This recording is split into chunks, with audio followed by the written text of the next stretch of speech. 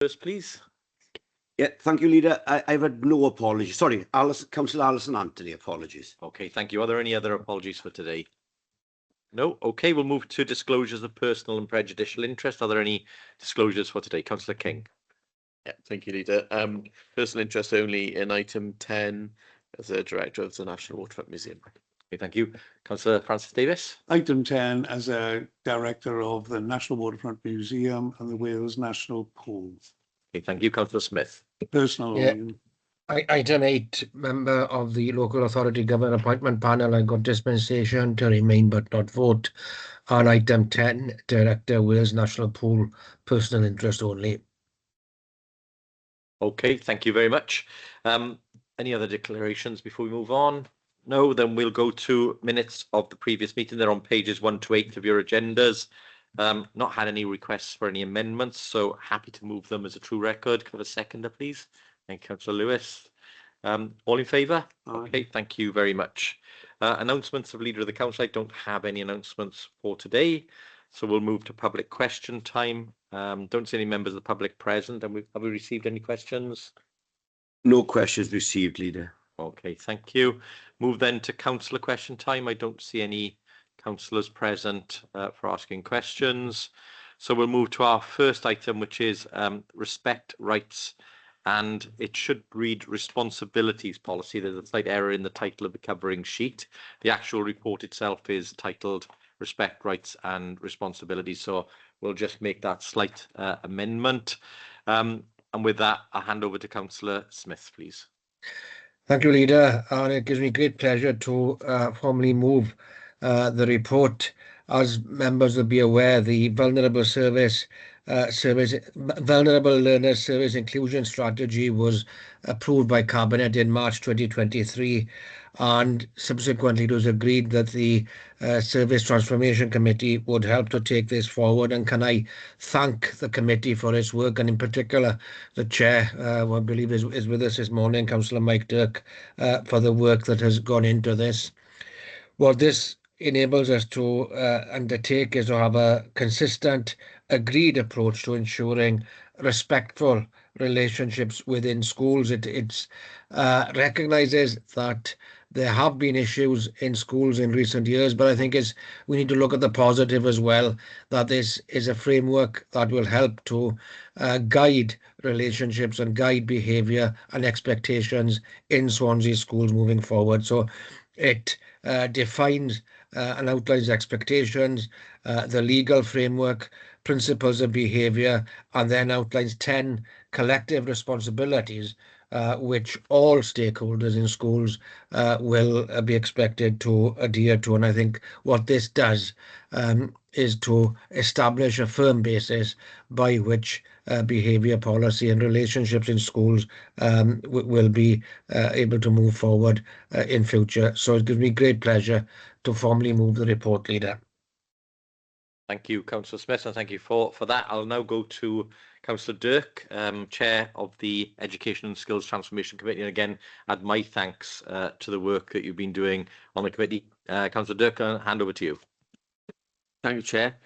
Just a brief comment, really, just to echo what the Cabinet member said. The efforts of the committee were fantastic this year. I think the committee structure, 6-week turnaround, was excellent. Alternate topics were looked at in each of the meetings, and the emphasis on this behaviour policy for me is outstanding because of its fantastic focus on co-production.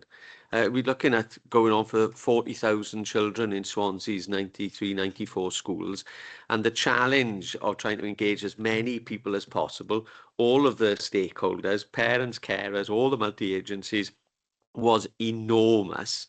And the officers did an outstanding job of doing that. I think this report reflects all of the work that was carried out in great detail and very well. And I commend the report to Cabinet today, and would like to thank Helen Morgan-Rees and her team, legal officers, democratic services, for their support throughout the year. But of course, the invaluable input, the intelligence, the insight, and the energy and enthusiasm of committee members have made this report possible. Thank you very much, Chair. Yeah, thank you, Councillor Dirk. I'm grateful for the report here this morning. As you say, it's a good piece of co-production, and again shows the value that the STCs bring in terms of policy formation, because we have a really good policy before us today. So thank you very much for the work that you and the committee have done. I'm formally second the report as it's been moved already by the Cabinet member. Are there any questions or comments for Councillor Dirk on this item? If not, could I ask Cabinet then to show if they're in favour of the report, please? Thank you very much. That is approved. Thank you, Councillor Dirk. We'll move then to agenda item 8, local authority governor appointments. Councillor Smith. Yes, it's me again, Leader. Can I formally move the report and thank those who've come forward to serve as school governors? We know this is a responsible and onerous task, and we're reliant on volunteers, and we're grateful to everyone who undertakes this role, Leader. Thank you, Councillor Smith. Again, very happy to formally second this report. Any questions or comments to Councillor Smith on this report? If not, again, could I ask you to show if you're in favour of the report, please? Thank you very much. That is unanimous. We'll move then to agenda item 9, which is the annual review of Swansea Council charges in social services. Councillor Gibbard. Thank you, Leader. Apologies for not being here in person, and apologies for my voice as well, which is coming and going today. I'm presenting today our annual review of Swansea Council's charges for social services. This has already been to Cabinet and to approve it before it went out to consultation, and we've just made a few adjustments following that. Unfortunately, responses to the consultation were quite low, but it did indicate a broad agreement to the proposals. Primarily, we're seeking to address some anomalies and to ensure we've got full cost recovery. For example, we're addressing the differential in charges between our private and council care homes and domiciliary care rates, changing our definition of temporary care in some cases from 52 to 6 weeks. And we're introducing new charges for the installation of lifeline community alarms, and again this is part of the covering of full cost recovery. We did propose to introduce new charges for deferred payment arrangements, which is when a homeowner uses the value of their home to pay for residential or nursing care. But we feel that from some of the comments in the consultation, we feel we do need to do some more work around this. So we're at this stage, so we'll be looking to bring that forward again in future. Any other social care charges are to be subject to inflationary increases. Just to note, we will be bringing forward an easy read version of the policy to help everyone better understand how this works. And excuse me, sorry. And a reminder that all fees and charges are subject to financial assessments and the Welsh Government's £100 cap. Furthermore, these apply only to new clients. Residents can access a reassessment at any time, and the team work really closely with our social workers and our welfare rights team to make sure that everyone is helped to maximise their benefits, because as we know, some of these benefits are hugely underclaimed and can make a big difference to families. So just to summarise, move the 3 recommendations. 1, that the findings of the public consultation are noted as part of the full integrated impact assessment report. 2, that the charging policy is accepted, and 3, the new charges and revised charges are implemented for the financial year 25-26. Thank you. Thank you, Councillor Gibbard, and I'm happy to formally second that. And as you say, some broad approval, even though the response rate was quite low. But again, the assumption, I guess, underneath that is that had there been any big issues within those charges, we would have certainly heard from the community. So again, many thanks for bringing this report. I'll open it up for questions or comments from Cabinet members. If there aren't any, then again, could I ask you to show if you're in favour of the report, please? Thank you very much. That is unanimous. We'll move then to agenda item 10, which is the Leisure Partnerships Annual Report 23-24. Councillor Francis Davis. Thank you, Leader. This report brings together the sort of the arrangements that are being made for the Wales National Pool, leisure centres, which are run through Freedom Leisure. As you know, the Wales National Pool is a partnership between Swansea University and the City and County of Swansea. The leisure centres are run by our contractor, Freedom Leisure. The Plantasia Tropical Zoo is run by Parkwood Leisure for us, and they're doing a very good job too. The National Waterfront Museum, again, is a partnership between the City and County Swansea and the National Museum of Wales and Gwyddfa Cymru. And other partnership facilities then are the Swansea Tennis Centre and the Swansea Indoor Bowl Stadium. You will find the reports on pages 116 for Freedom Leisure, 117 for the Plantasia Tropical Zoo. The National Waterfront Museum is on page 119. The Tennis Centre, page 121, and the Indoor Bowls, 122, showing annual usage and income that received, and what subsidy is being made for these facilities. Happy to take any questions on these reports. You will know that each of these areas, especially the Wales National Pool, National Waterfront Museum, have different financial dates to the local authority, but these have been audited with the outcomes that you will see internally, and gone forward now with the final figures to Companies House. Yeah, thank you, Councillor Francis Davis. Very happy to second the report. And again, as you say, it covers a wide range of partnerships that we have. All of them have different structures and some differences within how they operate. But again, good to see the visitors numbers climbing on a number of those attractions. And as you say, some of those will require an ongoing subsidy. Again, we're looking at new arrangements for the Wales National Pool at the present time with the university. But again, it's important that we have the appropriate arrangements in place to keep these facilities running, because the public do value them greatly. So thank you very much for that report. Any questions to Councillor Francis Davis? Could I add that really should have been a joint report with Councillor Eddie King, because the museums comes under his portfolio, but for clarity, they've all been rolled into the one report. Absolutely. And again, good spot. Councillor King, anything you want to add? Yeah, thank you, Leader. I think just one thing I wanted to highlight, that obviously during this period, to pay tribute to Mr. Roy Phelps, who was the chair of the National Waterfront Museum Board, who sadly passed away in December 23. I think a role he'd undertaken for a number of years and was very dedicated to that role, and sadly passed away during the period of this report. So I think it's just to highlight that, really. Thank you, Leader. Thank you. Absolutely. Very appropriate to do so. So thank you for that, Councillor King. Okay, if there aren't any questions, comments, we'll move to the vote. All those in favour of the report, please. Thank you very much. That is, again, unanimous. And we move to our final item, which is agenda item 10.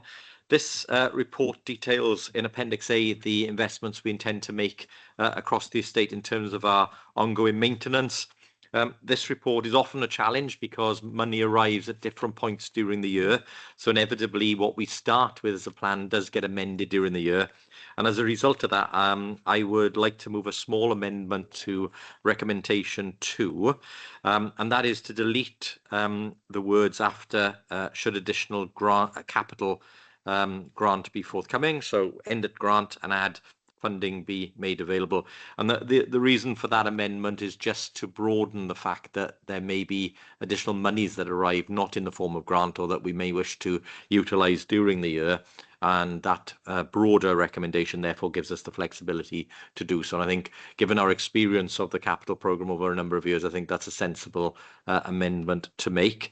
Again, my thanks to Councillor Lewis and Councillor Smith and the officers, particularly Rachel Jowett, for pulling together this report this year.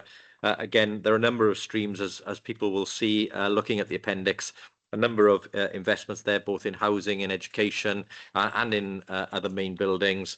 But more will come along during the year, and significantly more will end up being done as in previous years. So with that, got nothing further to add, but if Cabinet members wish to comment, they're more than welcome to come in. So, Councillor Lewis. Thank you, Leader. Happy to support the amendment and happy to second the report. I'd also like to pay thanks to Rachel Jowett and the team for the work that they've done in pulling the programme together, and the continuing work that they do should money, as it usually does, turn up mid-year, which is always a challenge, but there's always a waiting list there ready to go.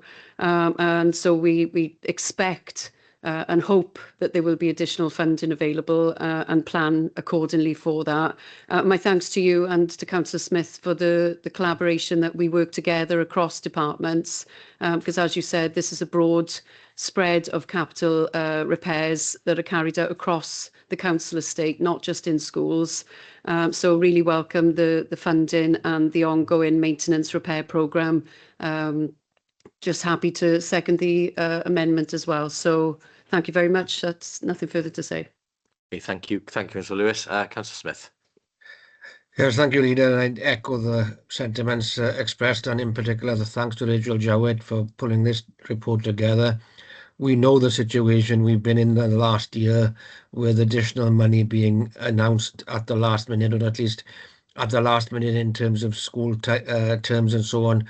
It hasn't been easy to plan the programme for this year, and I think may well experience similar problems next year. So it is a tribute to our officers that they're able to deliver these schemes as they are, and I'm happy to support the report.